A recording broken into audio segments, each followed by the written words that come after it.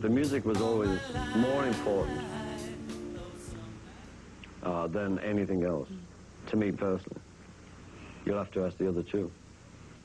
For people... Isn't it funny when you say that now? Yes. You know, it's so new to me that I always sort of, it clogs you up a bit when you say, you know, because you're so glib saying, oh, we'll ask the other three. Yeah. Now we can only ask two, which is dragging its way, but I'm sure he's okay. I'm really sad.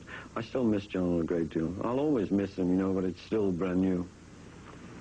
When you heard about, how did you hear about it? Barbara's daughter called us up saying John's been shot.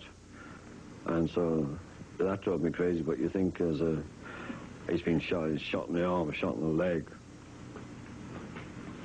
And then they came back and they said he's dead. Do you want to stop that now? No. Because it doesn't help, you know, but it always gets me upset. Right now. But it would be amazing if you didn't. Yeah, well, he was a great friend. Tell us about the good time. When did you see him last, and what was it like? I saw him on the 15th of November. And I was staying in the Plaza. We went over to New York for a while. And I hadn't seen him for a while because, you know, we see each other wherever we are. And he came over with Yoko for an hour. And we had such a great time because they stayed 5 hours.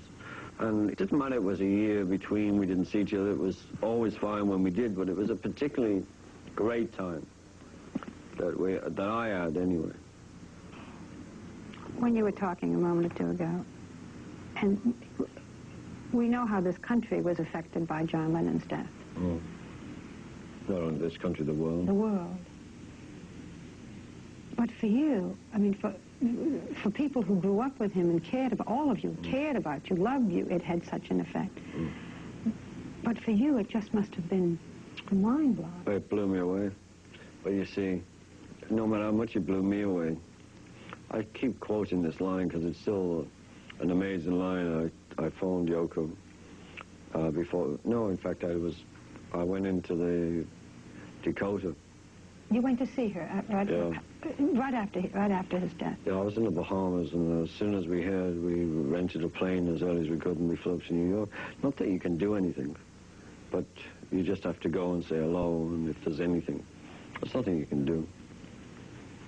Well, say, we're here, and, you know, you want some ice cream or whatever you say, because, you know, your brain is addled at the time. Well, I said to her, I know how you feel. And the woman, straight as a die, in all honesty, said, no, you don't. Because no matter how close I was to him, I was not half as close as she was to him. And that blew me away, more than anything. And he was happy. Oh, man, they were happy. You've seen, you know, they were two people in one.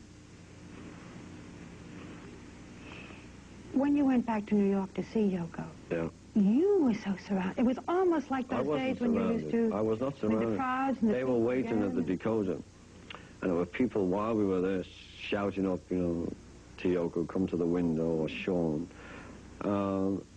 Where, I mean, in fact, it would have been better if they'd all left her alone. Because they're not going to bring him back. And it didn't help her by having this whole crowd outside playing his music, which is, you know, fine if they want to do that, but then why don't you play it at home? And then when we came out,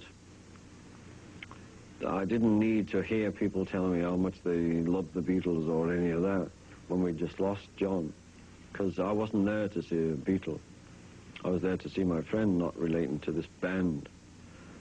Do you feel that you're in touch with John at times, or? No, not right now. Because every once in a while, with love, you look up and say, okay, up there, fella. Oh, well, I believe he's okay. I mean, I believe he's got a good place up there, and he's just waiting for me to come and play the kit. And that big band in the sky, you know.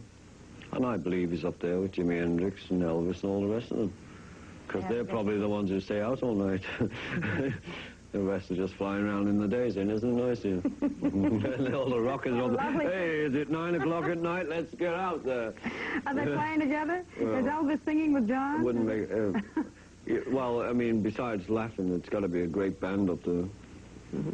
because we've lost a lot of good people.